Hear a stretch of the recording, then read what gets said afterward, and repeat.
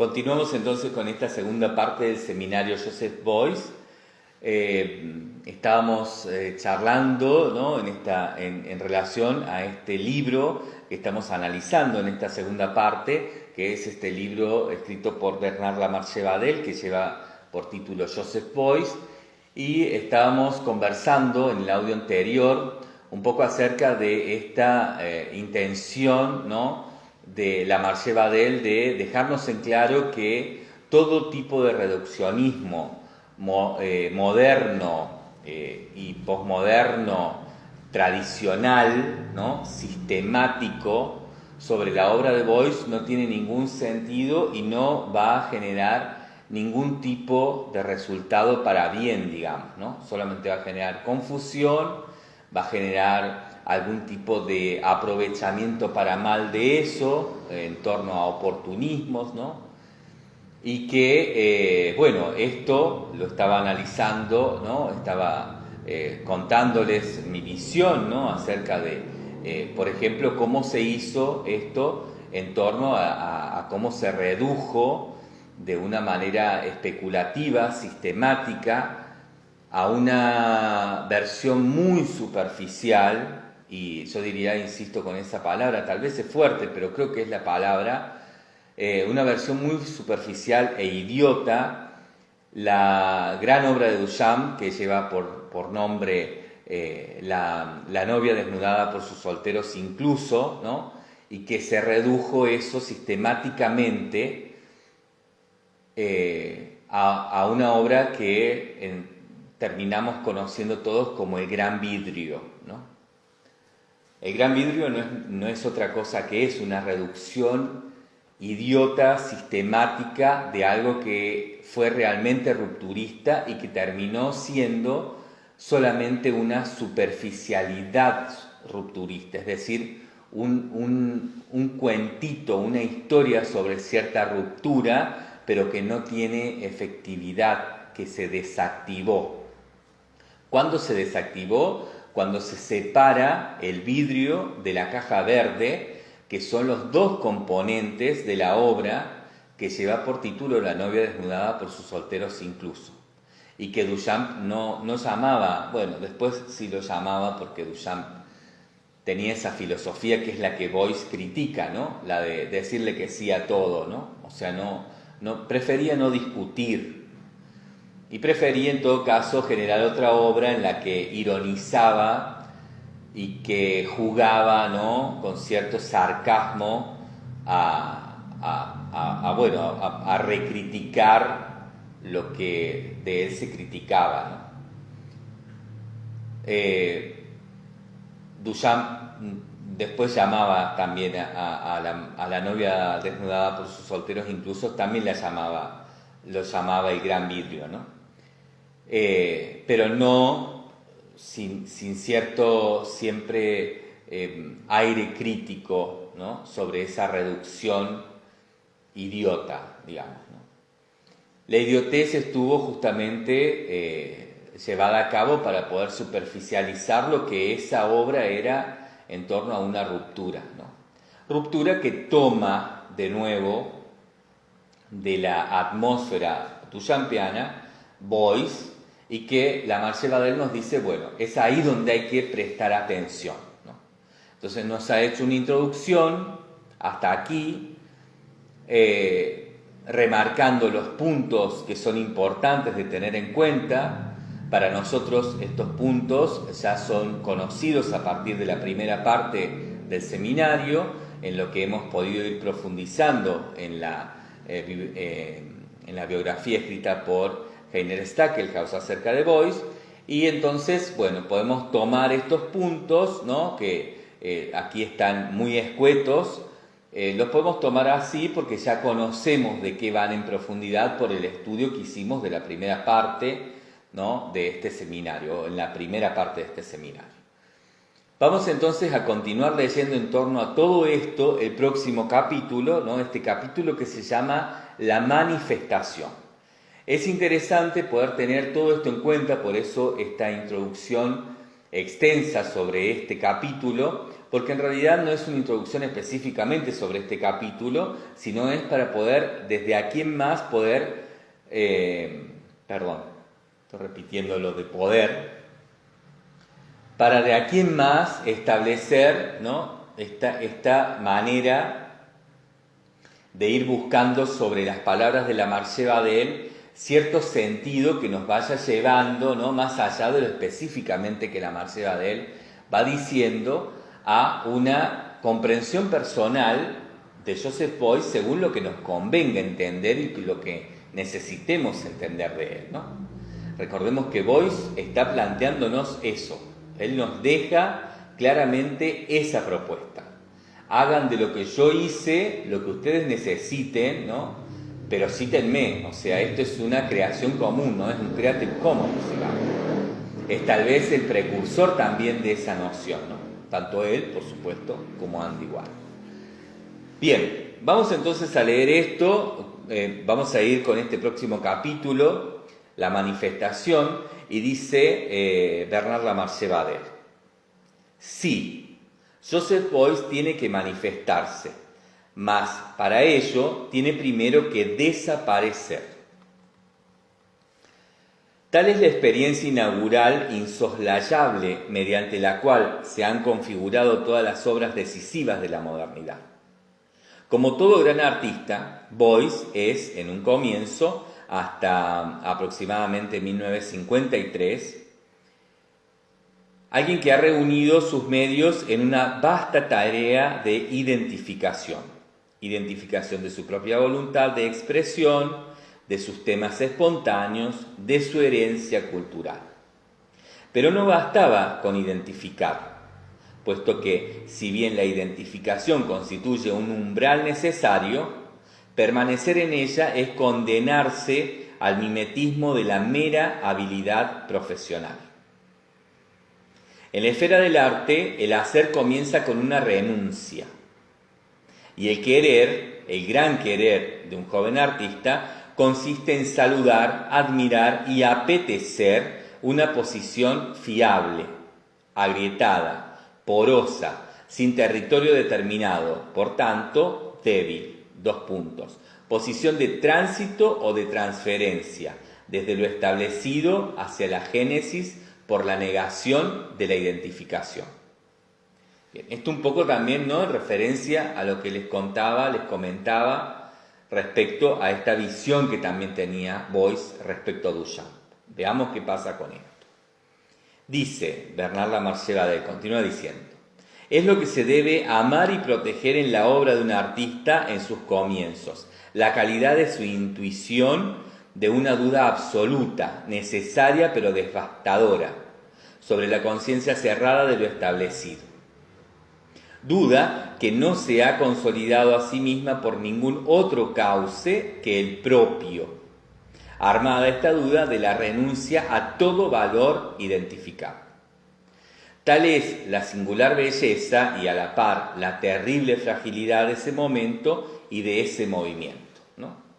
Aquí también podemos comprender, hago una pausa acá, esto, ¿no?, en torno a Duchamp como ese precursor que vive esta instancia a lo largo de toda su carrera, ¿no?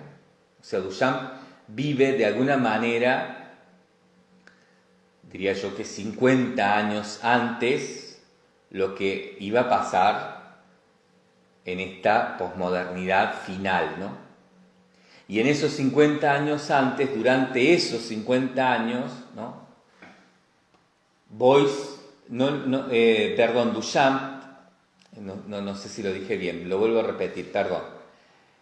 Duchamp vive esto, ¿no?, estos 50 años de permanecer en un estadio en el que no puede establecer realmente sus ideas, porque sistemáticamente el arte está definiendo de un modo en el que no le permite a la propuesta duchampiana ser una problemática, ¿no?, sino que la propuesta duchampiana, el arte la constituye como obra.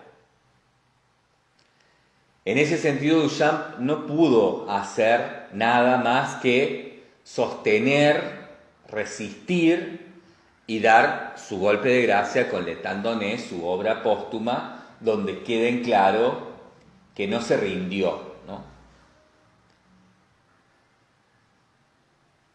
Le toca a Beuys, le toca a Warhol continuar con esto y les toca ya de salir de esa primera instancia, ¿no? De esa emergencia de tal singularidad.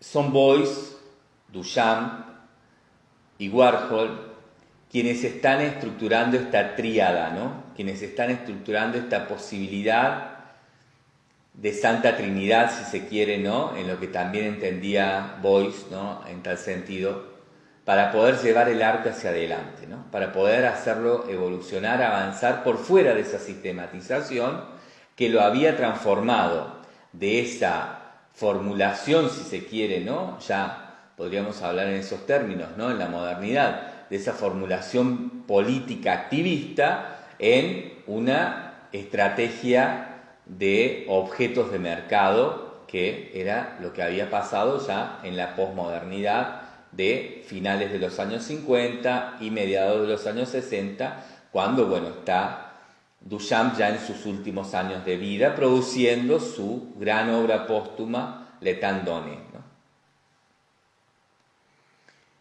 Beuys conoce perfectamente todo esto y queda claro, además, lo hemos charlado también cuando hemos leído el libro de Stackelhaus, la biografía acerca de Beuys, hemos charlado del Block Beuys, ¿no? de este bloque, de esta exposición individual de Beuys que un coleccionista compra entera, ¿no? Y que se monta en el Museo de Darmstadt, en Alemania, al sur de Alemania. Se monta, ¿no? Con la curaduría, para decirlo de algún modo, aunque no fuera nombrado de esa manera en ese momento, pero hoy podríamos entenderlo así claramente, con la curaduría de Beuys, ¿no? Beuys monta en el Museo de Darmstadt, hace un montaje de todo esto que se llamó el Block Beuys, y en este Block Beuys aparecen claras señales de que Beuys conoce la obra póstuma de Duchamp, aunque en ese momento todavía no estaba presente, digamos, ¿no? Se había conocido porque se filtró por un error, ¿no? Diría yo que un hackeo amoroso del amante de Duchamp, María Martins, quien en una retrospectiva de Duchamp realizada también, podríamos decir, con curaduría de Duchamp y de Richard Hamilton en Londres, sin que Duchamp supiera, María Martins envía algo que Duchamp le había regalado y que era un primer boceto, de alguna manera en torno a ideas todavía, no diría yo que en torno a bocetos de la obra, sino bocetos de ideas, de lo que después fue L'Étang donné, ¿no? María Martins envía, sabiendo que se va a hacer esta retrospectiva, envía esto para que se pueda exponer como obra de Duchamp, y Hamilton lo entiende como posible, lo expone, y cuando Duchamp llega se da con que el gran secreto que él está guardando, que es L'Étang donné, ha sido hackeado en esta muestra por la propia impulsora, por la propia musa, que era María Martins, y que ha enviado esto, ¿no? No sabemos bien si queriendo o no, yo creo que queriendo, ¿no? María Martins era muy inteligente, era artista, sabía muy bien lo que estaba haciendo y sabía cómo hackear a Duchamp, ¿no? En el juego de ajedrez que tenían amorosamente entre ellos, ¿no? Entre ellos. María Martins hackea a Duchamp sin tal vez tener noción específicamente de L'Étang donné, pero sí de que Duchamp estaba trabajando ya algo estratégicamente armado para, bueno, también hackear el sistema del arte posmoderno, ¿no? Porque definitivamente L'Étang donné es un hackeo a las ideas posmodernas, ¿no? Más establecidas, de mercado, de nuevos tipos de sistemas y de maneras de definir, ¿no? Y de objetualizar, incluso reacademizar el arte, ¿no? De alguna manera, no sabemos bien todavía cuál, ya vamos a ir viendo algunos otros detalles. Beuys conoce esto, ¿no? Y antes de que aparezca la obra póstuma de Duchamp, Beuys ya tiene algunos dibujos que están relacionados con el arquetipo en la imagen de L'Étendonné, que es ese cuerpo tirado sobre la hierba, sosteniendo una lámpara de luz que no sabemos bien si está recién muerto o descansando o en éxtasis o muriendo, agonizando, ¿no? No queda claro, es esa la gran incógnita, ¿no? Beuys claramente rescata el estereotipo y a esto se lo puede ver en el Museo de Darmstadt,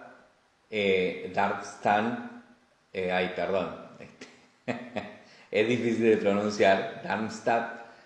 Se puede ver este dibujo, ¿no? Entre las vitrinas, muy sutilmente colgado, entre la sala de las vitrinas, ¿no? Donde hay una serie de objetos y de ciertas huellas de acciones de Beuys, se puede ver este dibujo, ¿no?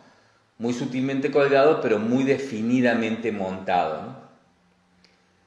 No queda claro si lo montó el propio Beuys, si se montó después, si esto es algo que apareció en los montajes posteriores cuando se reacomodaron esas salas, cuando se transformaron algunos gestos duchampianos en otros gestos, ¿no? Como por ejemplo el color de las paredes.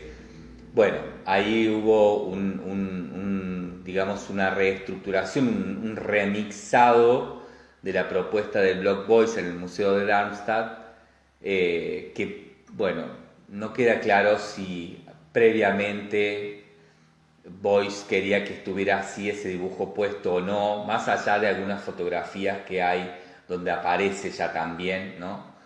En vida de Beuys, digamos. Lo que es importante es entender que Beuys conocía todo este sistema y que sabía, evidentemente, que Duchamp no había podido más que resistir y que estaba preparando la estocada final para cuando ya nadie pudiera restablecer los sistemas, ¿no? La muerte en ese sentido genera un estado irreversible de la propuesta, ¿no?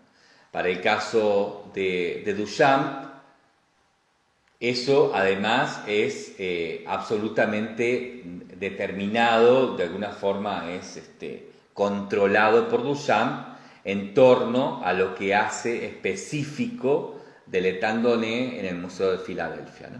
O sea, Duchamp sabe que no obstante a todo, bueno, finalmente el tiempo también va a modificar cosas y que la muerte ni siquiera, ¿no? La muerte va a poder, con algún tipo de modificación, en torno a una moral y a una ética de la época, ¿no? De los años 60. Recordemos que Duchamp muere en el año 68. Que no es la ética y la moral de este momento actual en el arte, ¿no? Donde todo es absolutamente modificable y la muerte no significa ningún tipo de código de honor, digamos, ¿no? Duchamp en ese momento todavía tenía esa noción de que la muerte implicaba un código de honor para lo cual ciertas cosas no se modificaban más, ¿no? Porque el artista no estaba ya para dar su consentimiento, entonces debían respetarse las cosas como habían quedado. Pero tenía claramente la visión de que eso no iba a durar demasiado porque él veía claramente cómo se había hecho sobre su obra esta estrategia y las operatorias sistemáticas para redefinirla en un academicismo, ¿no? Entonces sabía que eso podía llegar a suceder con su obra póstuma y se encargó de controlar lo más que pudo este tipo, ¿no? de operatorias que bueno, le dieron bastante buen resultado, podríamos decir, hasta hoy, ¿no? Laetàn Donés sigue bastante impecable en el discurso y ha sido muy poco posible de desarmar, ¿no? Más allá de que bastante se la ha academizado, pero sigue siendo hoy por hoy, ¿no? Algo bastante asistemático, ¿no? Sigue siendo hoy por hoy bastante más relativo a una problemática que a una obra de arte, ¿no? O a algún tipo de definición en ese sentido en el arte posmoderno, contemporáneo y hoy postcontemporáneo. Boyce sabía de todo esto, entendía de todo esto y Lamarche Badel comprende que él puede hablar de todo esto. No obstante, también sabe que dada su posición en el arte, ¿no? Es un crítico que está dentro del sistema del arte y sabe que no puede ir hacia la problemática, pero lo deja en claro, ¿no? Deja en claro que, e incluso yo creo que lo deja en claro para autocriticarse luego, ¿no? O sea, creo que después el libro también está buscando constantemente ser una autocrítica del propio autor, porque en el libro Lamarche Badel va borrando con el codo lo que escribió en la introducción con la mano, digamos, ¿no? Bien, vamos a continuar leyendo porque entonces desde ahí sigamos entendiendo, ¿no? O buscando ciertos márgenes para poder ir posibilitándonos entendimientos, comprensiones de todo este asunto Joseph Beuys según la visión de Bernard Lamarche Badel. Vuelvo entonces a leer estos últimos dos párrafos. Este último párrafo, perdón, y esta primera parte del párrafo que estaba leyendo. Dice: es lo que se debe amar y proteger en la obra de un artista en sus comienzos. 2 puntos. La calidad de su intuición de una duda absoluta, ¿no? Esa calidad de intuición de duda absoluta que tuvo siempre Duchamp, ¿no? El gran comienzo del arte, del fin del arte posmoderno y del arte contemporáneo, y seguramente que de parte de este arte postcontemporáneo hoy también, ¿no? La calidad entonces de su intuición de una duda absoluta, necesaria pero devastadora, sobre la consistencia cerrada de lo establecido. Duda que no se ha consolidado a sí misma por ningún otro cauce que el propio, armada de la renuncia a todo valor identificado. Tal es la singular belleza y a la par la terrible fragilidad de ese momento y de ese movimiento en los artistas, ¿no? Al enigma de las obras que constituyen una referencia se superpone el enigma de un deshacimiento suplementario y lo que es preciso juzgar, comprender, amar, a veces en la desazón del hacer o en la violenta negación que entraña, es la intensidad del querer. Tal extensión tendrá esta intensidad que el hacer operará dentro de la obra en íntima conjunción con el querer, cara a lo irreconocible en el instante del último vuelco. Vuelvo a leer entonces este párrafo. Tal es la singular belleza y a la par la terrible fragilidad de ese momento y de ese movimiento. Al enigma de las obras que constituyen una referencia se superpone el enigma de un deshacimiento suplementario y lo que es preciso juzgar, comprender y amar, a veces en la desazón del hacer o en la violenta negación que entraña, es la intensidad del querer. Tal extensión tendrá esta intensidad que el hacer operará dentro de la obra en íntima conjunción con el querer, cara a lo irreconocible en el instante del último vuelco.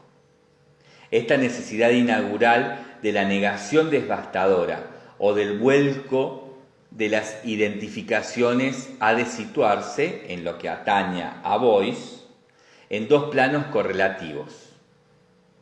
Joseph Beuys se manifestará por efecto de un doble vuelco, tan nítido en el plano del sentido que él confiere al acto artístico, como también en el plano metapsicológico.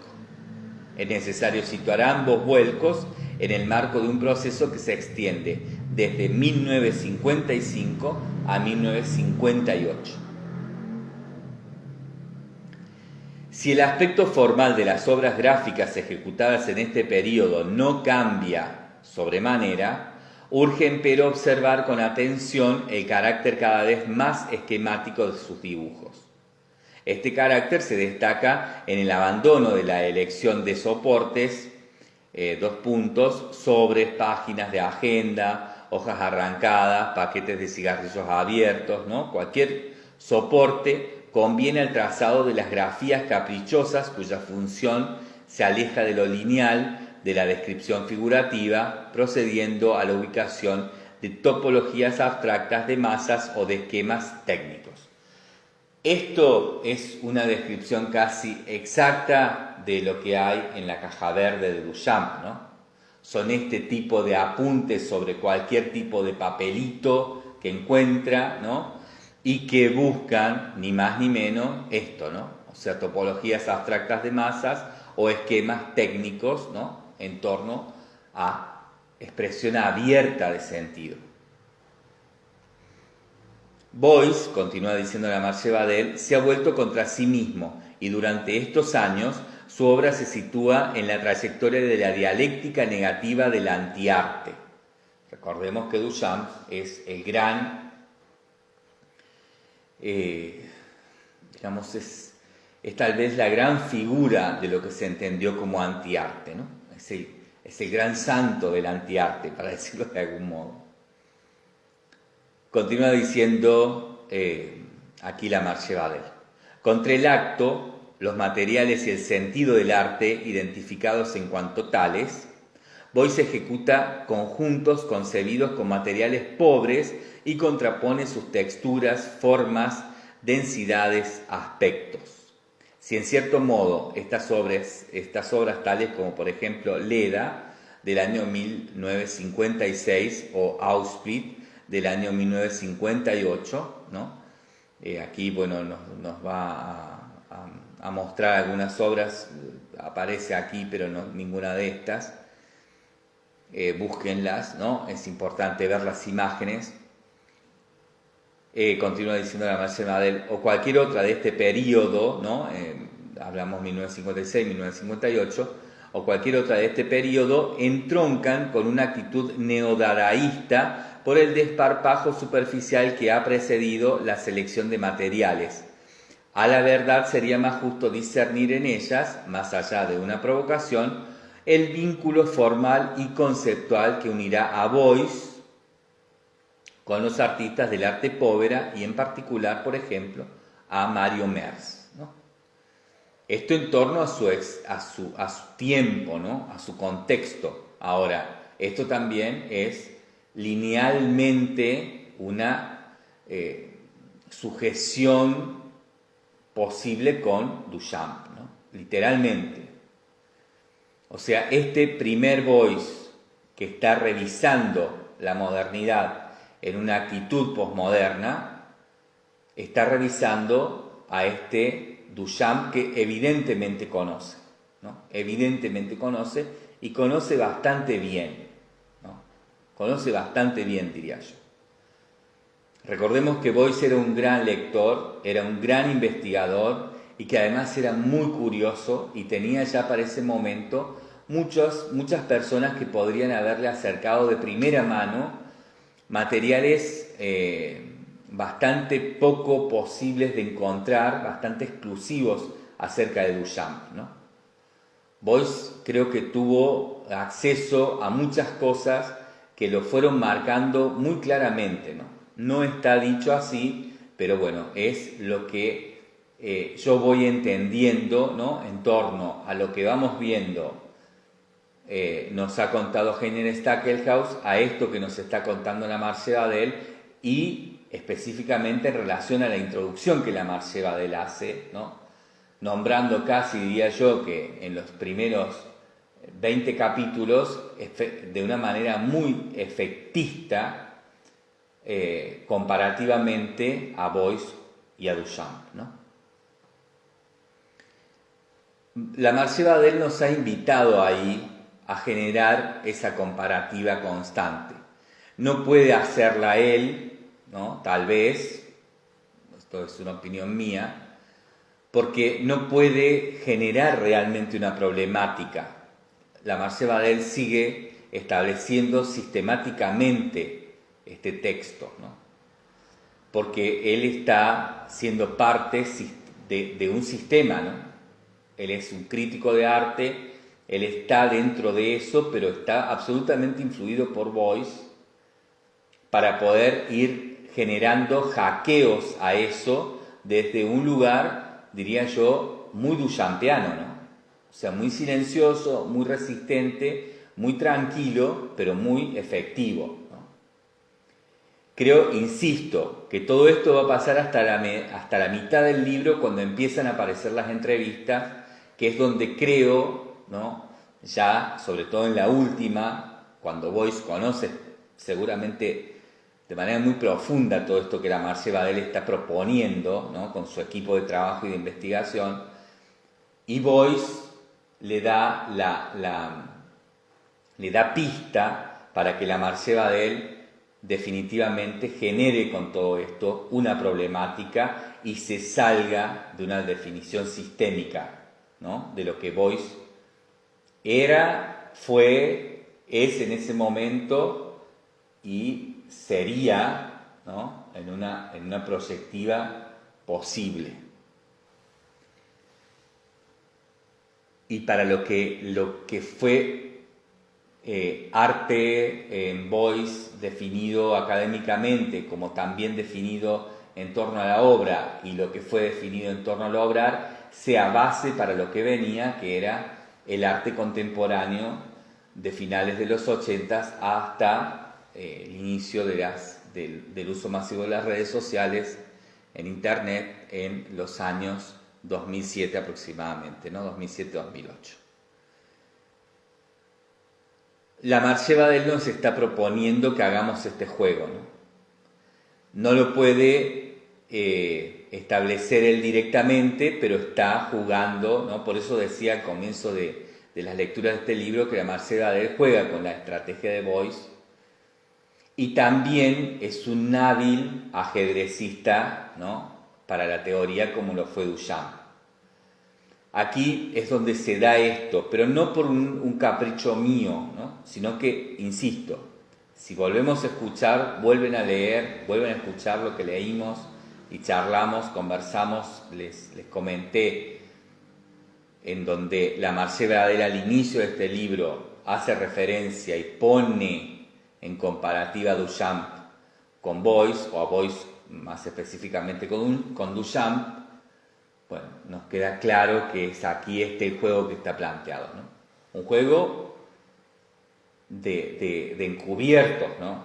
Un juego que está siendo correcto con el sistema del arte, al que Bernard Lamarche Badel responde por ser parte y ser un protagonista fundamental, ¿no? En el arte francés por lo menos, pero diría yo que del arte internacional de ese momento, pero que también necesita desde adentro romper, ¿no? Porque está evidenciándose que se está terminando la posmodernidad, que el tiempo posmoderno está terminándose y viene otro tiempo del cual Boyce y Warhol evidentemente son la antesala, ¿no?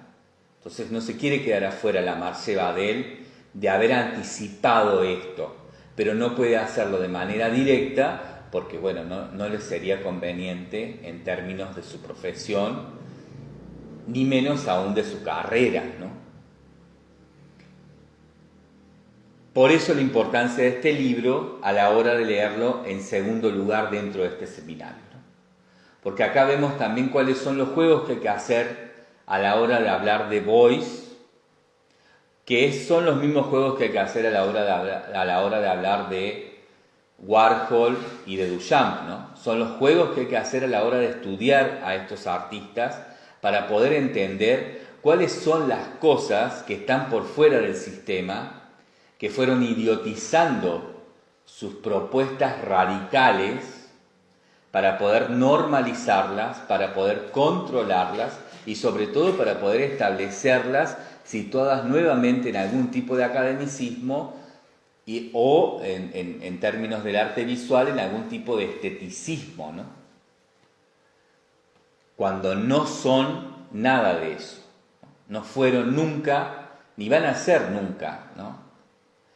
Nuestro rol dentro de este seminario y también en estas lecturas, y esta es la función, ¿no?, de leer estos libros y de hacer estos seminarios, es buscar estos otros lados, ¿no? Desde la bomba de miel estamos pretendiendo eso, ¿no? Analizar estos libros, este conjunto de libros que son este acervo, digamos, ¿no?, esta colección Biblioteca Fabio de Camossi, analizar esto, ¿no?, desde estos otros lugares y poder plantear estas propuestas, tal vez incluso si quieren como hipótesis, que no necesariamente son algo comprobado, ¿no? No nos interesa la comprobación, nos interesa la problemática, ¿no? Problematizar y a partir de eso, bueno, generar libre pensamiento en torno a estos artistas que fueron libres pensadores, pero se establecieron sistemáticamente en el arte, dentro de las historias del arte, de una manera por fuera de sus propuestas radicales, ¿no?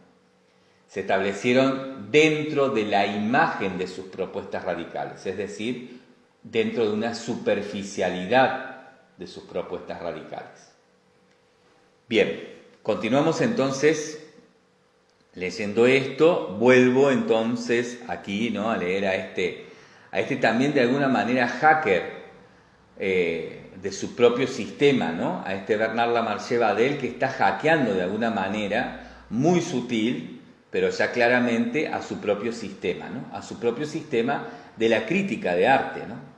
En una época en que, bueno, los críticos de arte más reconocidos, reconocidas, ¿no?, porque también aparecen las críticas de arte, empiezan a hacer esto, ¿no?, a hackear la crítica por haberse transformado en un academicismo absolutamente recalcitrante y funcional a los sistemas de mercado que empezaban a ser ya neoliberales y que empezaban a jugar con lo que, bueno, a partir de los años 90 la crítica y el arte empezaron a negociar en general, ¿no?, de manera absolutamente obscena, ¿no?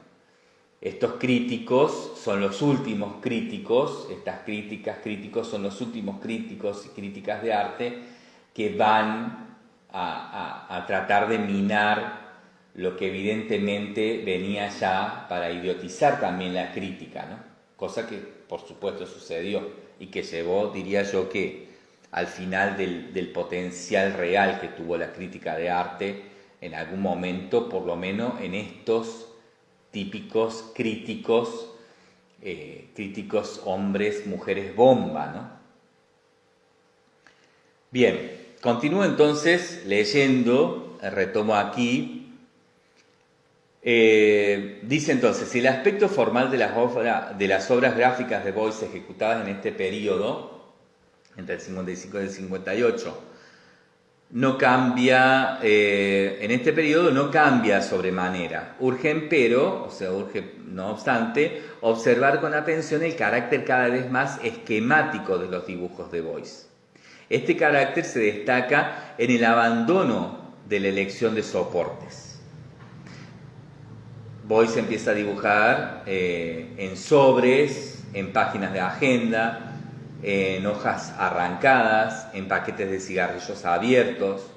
Cualquier soporte conviene al trazado de las grafías caprichosas de Beuys, cuya función se aleja de lo lineal, de la descripción figurativa, procediendo a la ubicación de topologías abstractas de masas o de esquemas técnicos. Boyce se ha vuelto contra sí mismo y durante esos años su obra se sitúa en la trayectoria de la dialéctica negativa del antiarte. Contra el acto, los materiales y el sentido del arte identificados en cuanto tales, Boyce ejecuta conjuntos concebidos con materiales pobres y contrapone sus texturas, formas, densidades, aspectos. Si en cierto modo estas obras, tales como Leda de 1956 o Auschwitz de 1958, o cualquier otra de este periodo, entroncan con una actitud neodadaísta por el desparpajo superficial que ha presidido la selección de materiales, a la verdad sería justo decir, ¿no?, discernir en ellas, más allá de una provocación, el vínculo formal conceptual que unirá a Boyce con los artistas del arte povera, por ejemplo, con Mario Merz, ¿no?, en particular con Mario Merz.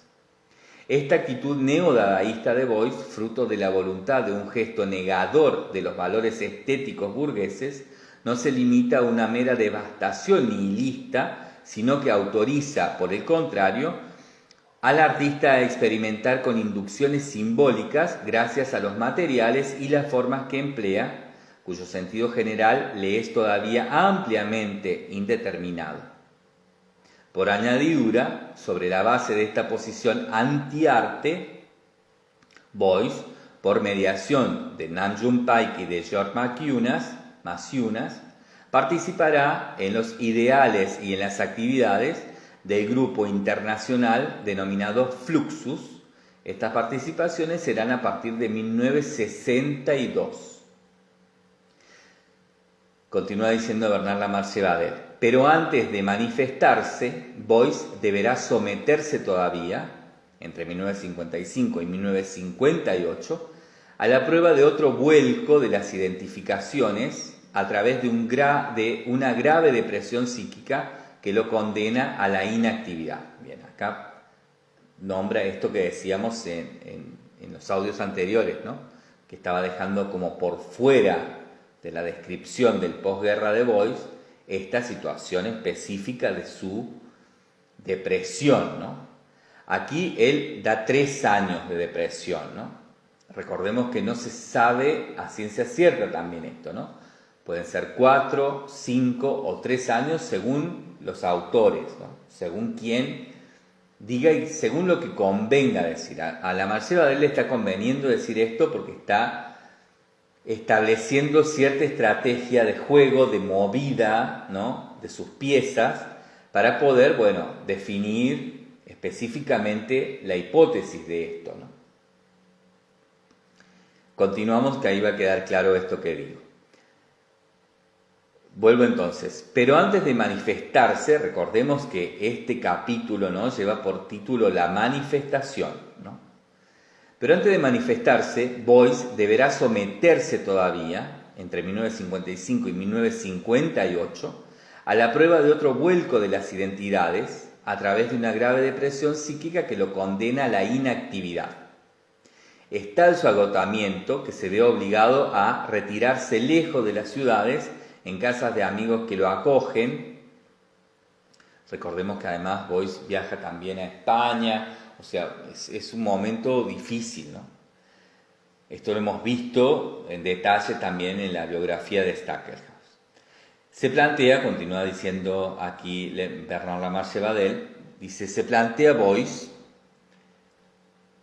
una vez más una cuestión de transición en este vuelco entre el significado global del pasado, el significado del sujeto Boyce, identificado, quieras que no, con una tragedia, la guerra, y el sentido del arte para él mismo y para sus destinatarios. El problema reside entonces para Boyce en comprender, entendamos la palabra comprender, ¿no?, como algo que también configura, ¿no?, a modo de conjunto, ¿no? El problema reside entonces, vuelvo a leer, para Boyce, en comprender cómo constituir una continuidad entre la suma de lo que fue y el sentido de lo que debe hacer. Esa grave crisis, que abarca el plano metapsicológico y el sentido del arte, se ha de resolver gradualmente en la elaboración y el aprendizaje de un orden simbólico, al que Boyce confiere el poder de articular sus intenciones y la transposición de los contenidos biográficos y emocionales. Bien, acá queda claro esto, ¿no? Este mixado que se estaba haciendo en la primera revisión posmoderna de la modernidad, bueno, aquí Boyce empieza con este remixado, ¿no?, en torno a no solamente la mixtura de las técnicas académicas o de los tipos de definición, ¿no?, como pintura, escultura, grabado, dibujo, por ejemplo, ¿no?, para ir a las académicas más concretas, donde escultura y pintura son las principales, ¿no?, pintura y escultura, escultura y pintura, sino que además Boyce aquí está a esa mixtura, ¿no?, por ejemplo, presente, decíamos, en Robert Rauschenberg, está añadiéndole una nueva capa más, que es la de la percepción personal, ¿no?, de la biografía, de los datos que hacen a la vida del artista que hace esa mixtura, como un elemento más de esa mixtura. En este momento no encuentro la palabra en español, de ese más ¿cómo definirlo? De esa técnica mixta, ahí está, ¿no? De eso, de ese mix media, que es en inglés, ¿no?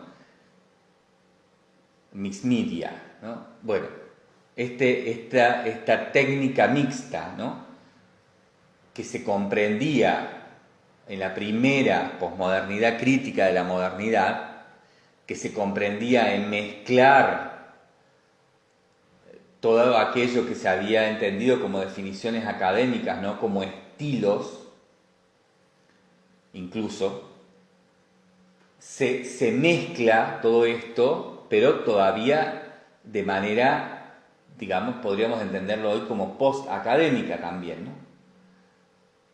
Pero Boyce agrega a eso un elemento más dentro de los mismos elementos que se mixturan, ¿no?, que es la propia biografía del artista. Recordemos, esto no solamente lo está haciendo él, ¿no?, lo está haciendo Warhol, lo están haciendo otros artistas. No el caso, por ejemplo, de Rauschenberg, no el caso, por ejemplo, de Jasper Johns, ¿no?, que ocultan su biografía, ¿no?, que no quieren que eso esté presente. Más allá que luego eso va apareciendo y finalmente, en el caso de Rauschenberg por lo menos, juega con eso, ¿no? Juega cuando hace de Kooning borrado, ¿no? Juega con eso, ¿no? Juega con su afección personal con respecto a la influencia de Kooning, que no soporta más y que, bueno, trabaja con eso, ¿no?, con su maestro por excelencia, a quien le pide una obra para borrar, a ver si puede sacárselo de la cabeza y hacer su propia obra, ¿no? Bien, pero esto no pasa hasta después, ¿no? O sea, estamos hablando de otro momento y otra cuestión. Continuemos para que sea más claro, no me voy a ir en este caso por otras derivas.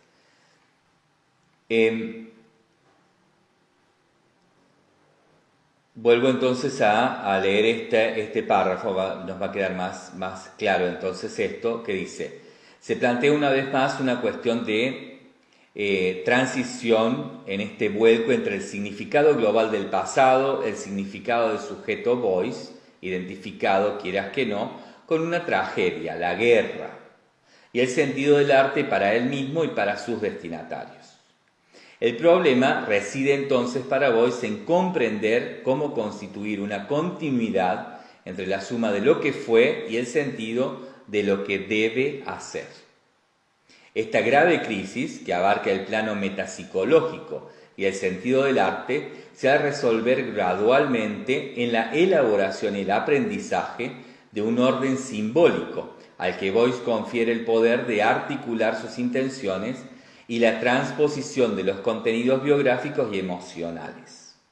Así, entre 1958 y 1961, Boyce establece su célebre inventario de materiales que son fieltro, cobre, madera, azufre, miel, grasa, hueso, etc. Las obras que crea en ese momento, ¿no? Que eran en ese momento creadas por Beuys, en este periodo, se basan todavía, dice aquí la Marche Badel, en el principio de los conjuntos que ha dominado la producción neodadaísta de los años 50. Pero estos conjuntos se encuentran al presente orientados por la voluntad de inscribir un sentido.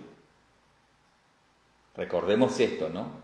Cuando Beuys le pedís un significado, Beuys te genera sentido. Esto es lo que dice la Marche Badel en torno a esto de la problemática en Beuys, ¿no? Continúa diciendo, Beuys lo establece por una relación metafórica con la ciencia, disciplina por la cual sigue demostrando gran interés, y dentro de ella con la energética y la dinámica que le parecen poder desempeñar una función de modelo y de correlación con su teoría del arte. Bueno, recordemos que eso también es absolutamente duchampiano, ¿no? O sea, la energética y la dinámica, esto, ¿no? Dicho así por la Marche Badel, traducido por lo menos así, ¿no? Es lo que mueve la máquina que es el retraso en vidrio de la novia desnudada por sus solteros incluso, ¿no? Eso es lo que queda claro a partir de las notas de la caja verde, ¿no? Que uno cuando se enfrenta a esta expresión, ¿no? Que es este retardo o este retraso en vidrio, ¿no? Uno lo que logra leyendo la caja verde y mirando lo que está ahí es poder poner en movimiento lo que está ahí. Es decir, a eso que está quieto, inerte, como de alguna manera lo eran las pinturas, y que esto, ¿no? Cuando se transforma en el gran vidrio, se transforma en eso, ¿no? De nuevo en una pintura, aunque sea una pintura en vidrio, ¿no? Bastante rara, bastante, si se quiere, extraordinaria y por fuera, ¿no? Pero finalmente una pintura, ¿no? Esa determinación idiota del gran vidrio, es decir, esto es una pintura, ¿no? Duchamp lo que hace es aclarar de que esto no es una pintura, ¿no? Y ahí está el gesto, bueno, que también se lo entiende como surrealista por momentos como dadaísta, de generar esto, ¿no? Una dinámica de movimiento y de expresión singular que no es lógica, ¿no? Que es una dinámica más relativa a lo onírico o más relativa a cierto juego de sensaciones en lo erótico sexual, en lo erótico del clímax, ¿no? A esa especie de muerte, ¿no? Que es el orgasmo, digamos. Duchamp está trabajando con todo eso, ¿no? Y es esto lo que funciona así en el vidrio, ¿no? En este retraso en vidrio lo que está pasando es eso, es que está algo ahí esperando a que nosotros lo activemos con nuestro deseo y que lleguemos al clímax a través de esa dinámica y de ese movimiento, ¿no? Que es ni más ni menos que esto mismo que está diciendo aquí, ¿no? De esta energética, digamos, ¿no? Que no es energía y que tampoco es cierto tipo de cinética, ¿no? Es una energética. Bien, continúa entonces leyendo. Continúa diciendo la Marche Badel. Su estudio detenido, el de Beuys, de Leonardo da Vinci, de Paracelso, y también su relación con la alquimia y con la obra de Marcel Duchamp, lo mueven a preconizar, a través de su creación, la reconciliación simbólica del arte y la ciencia en un proyecto hegeliano de un saber absoluto que ofrecería al hombre el instrumento de su libertad a través del arte. Aquí entonces, ¿no?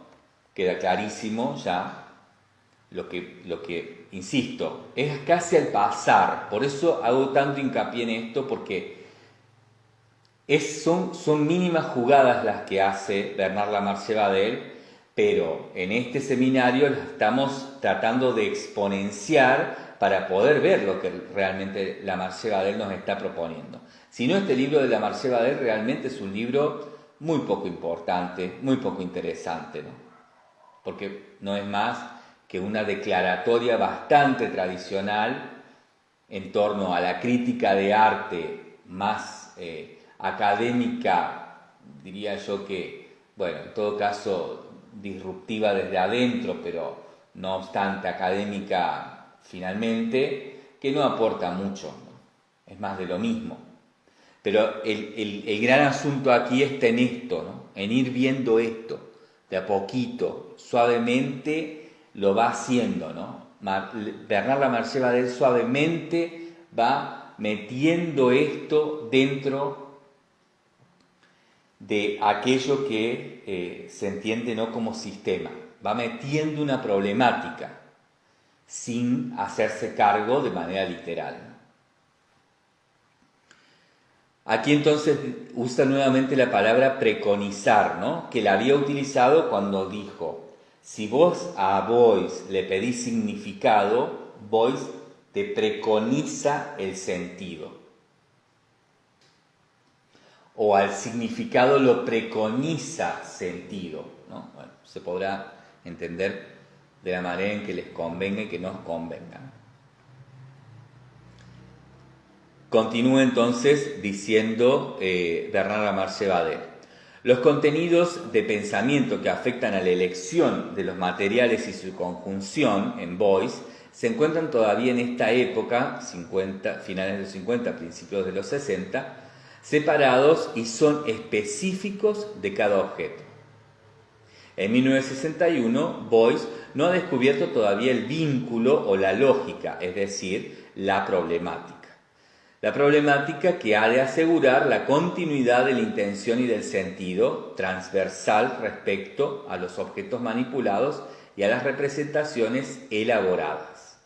Así, por ejemplo, la obra titulada Cuernos, solo se remite a sí misma, aunque es sin duda fruto de una reflexión permanente sobre la naturaleza, los elementos, el crecimiento, la simetría. Pero la suma de los contenidos que la componen no se puede verdaderamente duplicar. Sobre las demás obras de la misma época, y sobre todo entre las distintas obras, Boyce no ha constituido aún la lógica y la continuidad de un sintagma, cosa que sí hace después finalmente, ¿no?, con Stackelhaus en la biografía publicada un año después de su muerte. Continúa diciendo Bernard Lamarche-Badel: hasta las grandes acciones, es decir, hasta 1963 y 1964, Boyce constituye más un inventario de principios, de semejanzas, de significados, un vocabulario, en cierto modo, que no es todavía una concentración real y precisa de los diversos elementos dentro de un proceso continuo que él va a utilizar. Sí, como hemos visto, continúa diciendo Lamarche-Badel, Boyce ha identificado en primer lugar su voluntad de expresión con la esfera de su experiencia personal. Al presente es la vida misma, en todos sus aspectos, lo que pretende representar. Si Cézanne declaraba que quería crear, y dice Cézanne, una armonía paralela a la naturaleza, Boyce, continúa diciendo Lamarche-Badel, por su parte, quiere crear en su arte un equivalente de la vida, del nacimiento a la muerte, ¿no? Una vida que va del nacimiento a la muerte, de la existencia individual al contrato social, del soporte biológico a la organización política, de la materia al espíritu. O sea, ¿no? Boyce quiere crear esta, ¿no?, por su parte, dice, ¿no?, en comparación con Cézanne, quiere crear un arte que sea equivalente de la vida, ¿no?